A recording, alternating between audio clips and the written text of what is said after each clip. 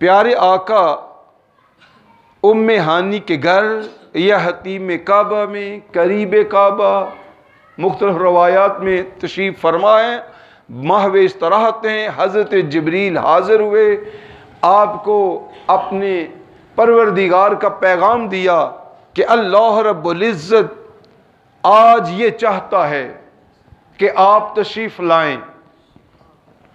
آپ اٹھتے ہیں، وضو کروایا جاتا ہے، پھر آپ کے قلب اطہر کو چاک کر کے، جس کو شق صدر کے نام سے موصوف کیا جاتا ہے، آپ کے قلب اطہر کو آب زمزم سے دھویا جاتا ہے، پھر نور کا تھال اونڈھیل کر پھر اپنی جگہ پر رکھ دیا جاتا ہے، خوب اچھی طرح تیاری کروائی جاتی ہے، پھر ایک براق آپ کے لیے لایا گیا جس پر آپ سوار ہو کر چلتے ہیں سیر کے لیے۔ راستے میں حضرت موسیٰ علیہ السلام کو دیکھتے ہیں، ہوا قائم یصلی فی قبرہ او علی قبرہ، کہ آپ اپنی قبر مبارک میں نماز ادا کر رہے ہیں۔ اور ایک معنی ہے صلی کا صلاۃ پڑھنا، کہ بعض مفسرین نے یہ بھی لکھا ہے کہ اس سے مراد ہے کہ حضور کی آمد کا انہیں علم ہے، اس لیے حضور کے آنے پر وہ صلاۃ پڑھ رہے۔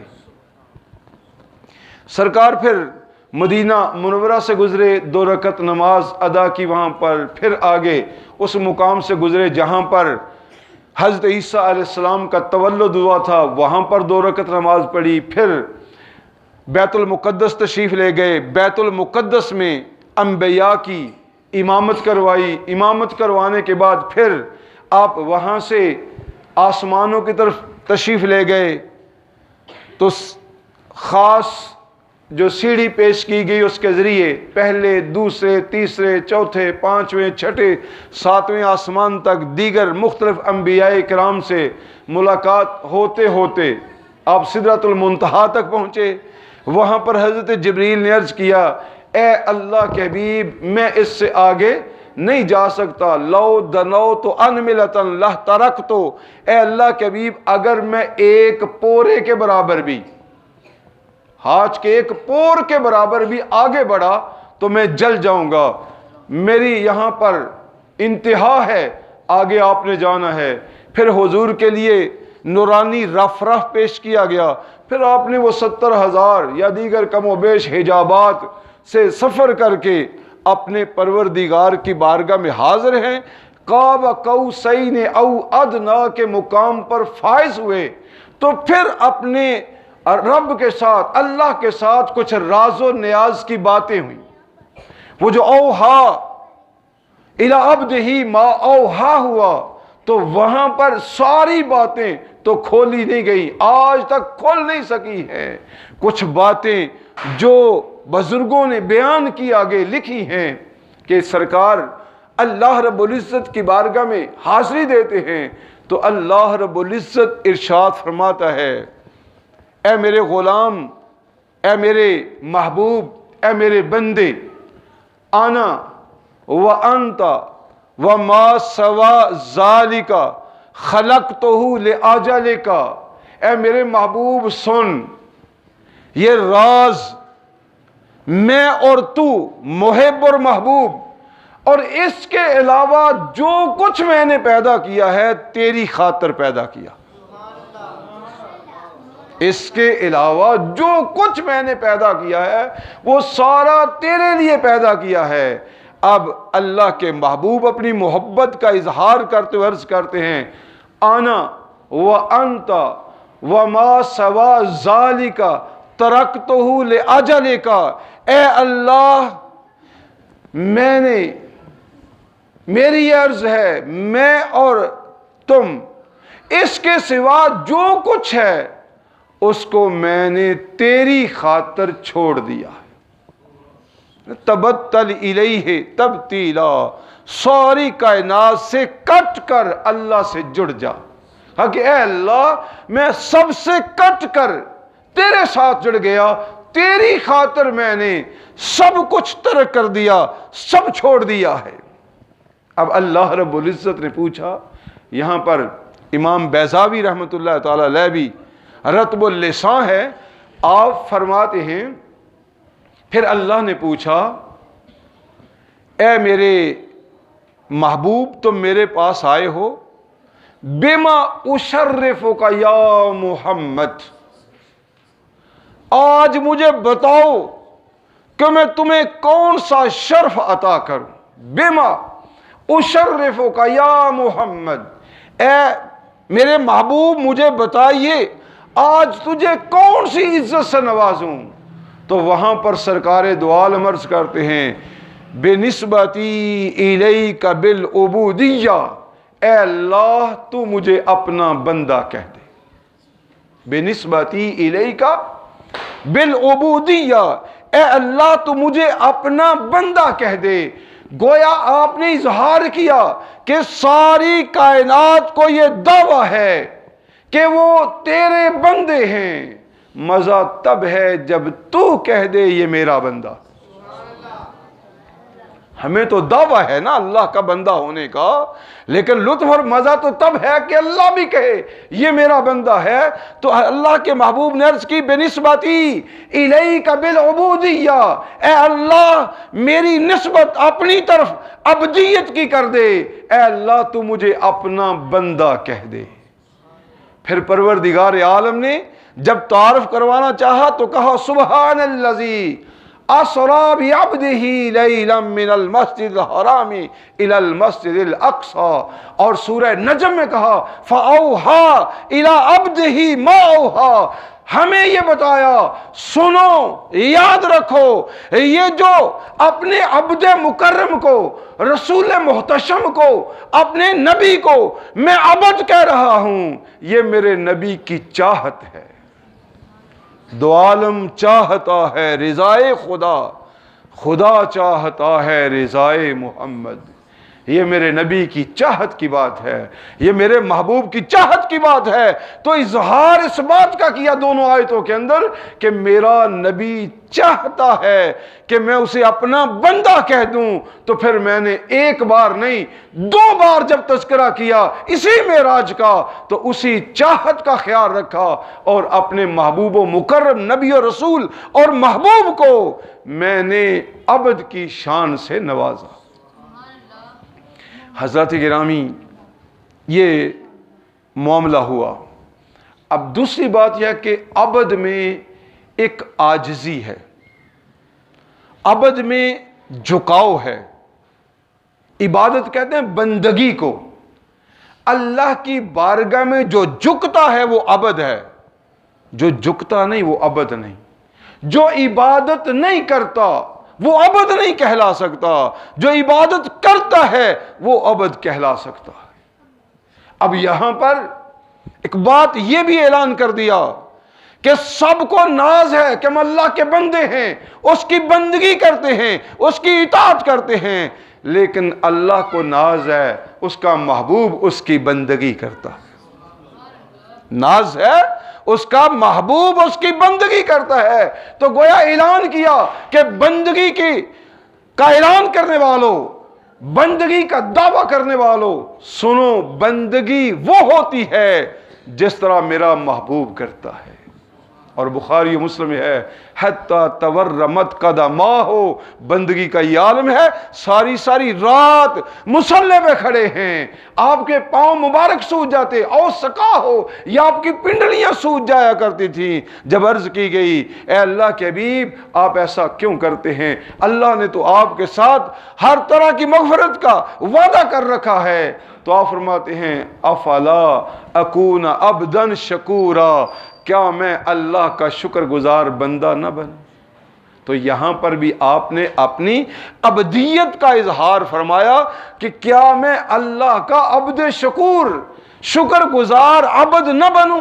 تو گویا عبد میں جہاں بندگی ہے وہاں پر شکر گزاری بھی ہے، اور شکر گزاری کا یہ عالم ہے کہ اللہ کے انعامات کے بدلے میں ہم اس کا جتنا بھی شکر ادا کریں وہ کم ہے، کم ہے۔ آئیے نبی کریم نور مجسم صلی اللہ علیہ وسلم نے اس میں مقام بندگی سمجھایا، پھر اس سے اگلی بات یوں ہے کہ آپ کو عاجزی بڑی پسند تھی، عاجزی بڑی پسند تھی، اور اس کی وجہ یہ تھی اگر آپ عاجزی کا اظہار نہ کرتے، اپنی شایان شان ہمارے ساتھ پیش آتے، تو ہم ان سے کسب فیض نہ کر سکتے۔ اللہ رب العزت نے سورہ شعراء میں فرمایا وَاخْفِضْ جَنَاحَكَ لِمَنِ اتَّبَعَكَ مِنَ الْمُؤْمِنِينَ، اے میرے محبوب اپنے پروں کو پست کیجئے۔ خفض کا مطلب ہوتا ہے بلندی سے پستی کی طرف آنا۔ اے میرے محبوب اگر تم اپنی شایان شان پرواز کرتے رہے، شاہباز لا مکانی رہے، اے میرے محبوب بتائیے تو صحیح ابو بکر کو صدیق کون بنائے گا؟ عمر کو فاروق کون بنائے گا؟ عثمان کو ذی-النورین کا شرف کون دے گا؟ علی المرتضیٰ کو حیدر کرار سیف خدا کا انعام کون دے گا؟ اے میرے محبوب اپنی شان کے مطابق پرواز نہ کیجئے، بلکہ اپنے غلاموں کی طرف دیکھیے، اپنے پروں کو پست رکھیے۔ صہیب رومی کو بھی تم نے نوازنا ہے، سلیمان فارسی کو بھی نوازنا ہے، بلال حبشی کو بھی نوازنا ہے۔ اگر اپنی شان کے مطابق پرواز رہی تو اے میرے محبوب یہ لوگ کیسے فیض حاصل کر سکیں گے؟ تو اس لیے پیارے آقا صلی اللہ علیہ وسلم نے اللہ کی بارگاہ میں مقام قاب قوسین او ادنیٰ پر فائز ہو کر بھی اللہ کی بارگاہ سے شان بندگی مانی، اظہار عبودیت مانگا کہ اے اللہ تو مجھے اپنا بندہ کہہ دے۔ اور یہ بندگی کتنی اللہ کو پسند آئی ہے۔ اللہ رب العزت نے اس اظہار بندگی پر ایک ایسا انعام عطا فرمایا، ایسا کرم فرمایا کہ ساری امت کو اس اظہار بندگی پر وسیع فیضان عطا کر دیا گیا۔ وہ کیا ہے؟ جب آپ رب کی بارگاہ سے لوٹ کر واپس ہم گناہگاروں کو فیض دینے کے لیے آ رہے ہیں، راستے میں حضرت موسیٰ علیہ السلام سے ملاقات ہوئی۔ حضرت موسیٰ علیہ السلام شرف دیدار کے لیے راستے میں کھڑے ہیں، کیونکہ وہ وقت یاد ہے رب ارنی، اے اللہ مجھے اپنا آپ دکھا دے۔ اور جواب آیا مجھے اعتراض نہیں، لن ترانی، اے میرے پیارے موسیٰ تم دیکھ نہیں سکو گے، لن ترانی، مجھے دکھانے میں اعتراض نہیں ہے، لیکن لن ترانی تم دیکھنے کی سکت نہیں رکھتے۔ تو وہ شوق ابھی اسی طرح شعلہ جوالہ بنا ہوا ہے، اور ارادہ کیا ہے؟ جن آنکھوں نے یار کو تکا ہے میں وہ آنکھیں تک لوں، جن آنکھوں میں اللہ کے محبوب اپنے محبوب کے جلووں کو سمیٹ کر لائے ہیں، ان آنکھوں کی زیارت ہو جائے تو وہ شرف دیدار جو اللہ نے اپنے محبوب کو دیا، اسی پر یہ حضرت موسیٰ علیہ السلام اپنے آپ پر نازاں ہیں کہ آج مجھے کریم محبوب کی زیارت اس وقت ہو رہی ہے کہ آپ اللہ کی زیارت کر کے آ رہے ہیں۔ اب یہ شوق ہے، اس شوق میں راستے میں کھڑے ہیں، اور پھر عرض کیا حضور چند لمحے دیجئے، میں بڑا منتظر تھا کہ آپ تشریف لائیں گے تو میں آپ کی زیارت کروں گا۔ اب اس زیارت کو طویل کرنے کے لیے ہوتا یوں ہے کہ بندہ کوئی محو گفتگو ہوتا ہے تاکہ وقت تھوڑا سا گزر جائے۔ تو پوچھا اے اللہ کے حبیب آپ اللہ کی بارگاہ میں گئے، بتائیے تو صحیح مالک نے تحفہ کیا دیا ہے، مالک نے انعام کیا دیا ہے، اتنی پاس جو بلایا تو انعام کیا دیا ہے؟ تو سرکار نے بڑے فخر سے خوشی سے اظہار فرمایا میرے رب نے مجھے 50 نمازیں دی ہیں اور کہا جا تیرا جو امتی 50 نمازیں روزانہ پڑھے گا میرا اس سے بخشش کا وعدہ ہے۔ اب حضرت موسیٰ علیہ السلام عرض کرتے ہیں یا رسول اللہ میں آپ سے پہلے اپنی امت کو آزما چکا ہوں، یہ کام بڑا بھاری ہے، میری گزارش ہے کہ ایک مرتبہ پھر جائیے، جا کر رب کی بارگاہ میں التجا کیجئے کہ اے اللہ یہ ذرا کم کر دے۔ آپ واپس تشریف لے گئے، واپس گئے۔ اللہ رب العزت نے محبوب سے پوچھا جی محبوب کیسے آنا ہوا؟ عرض کی میری امت بڑی کمزور ہے، نبیوں کو ہمارا کتنا خیال ہے، حضرت موسیٰ علیہ السلام کو ہم پر ترس آ رہا ہے کہ یہ کمزور ہیں، ان سے وضو نہیں ہوتا، یہ نماز نہیں پڑھ سکتے، بھاگنے والے لوگ ہیں، مسجد میں آنا ذرا مشکل لگتا ہے، تو کہا کہ ان کا ذرا ان پر ترس کھائیے۔ عرض کی یا اللہ میری امت کمزور ہے۔ اللہ رب العزت نے محبت فرمائی 5 کم کر دیں، 45 دے کے بھیج دیں، چلو 5 کم ہو گئی، کچھ وزن کم ہوا۔ حضرت موسیٰ علیہ السلام نے پوچھا اے پیارے محبوب یہ کیا ہوا؟ 45 نمازیں۔ عرض کی اے اللہ کے بھی ذرا اللہ سے کہیے اور کم کر دیں۔ پھر 5 کم ہوئی، اس طرح بار بار آتے جاتے رہے، 5 کم ہوتی گئی، 5 کم ہوتی گئی، 5 کم ہوتی گئی۔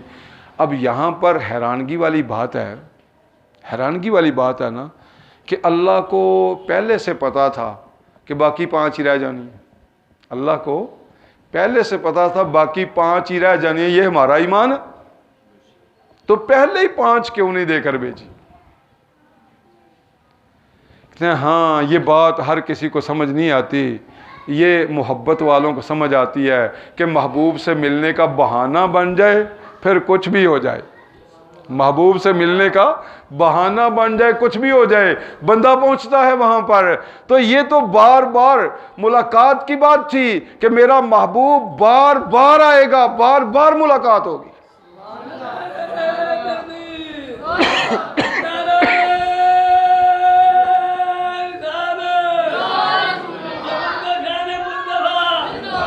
پھر آپ جانتے ہیں جس سے محبت ہو اس سے باتیں کرنے میں کتنا مزہ آتا ہے، جس سے محبت نہ ہو اس کی تو بندہ سنتا نہیں، ایک سے دوسری بات ہو تو اکتا جاتا ہے، لیکن جس سے محبت ہو وہ کیسی بھی باتیں کرے بندہ سنتا رہتا ہے اور اکتاتا نہیں۔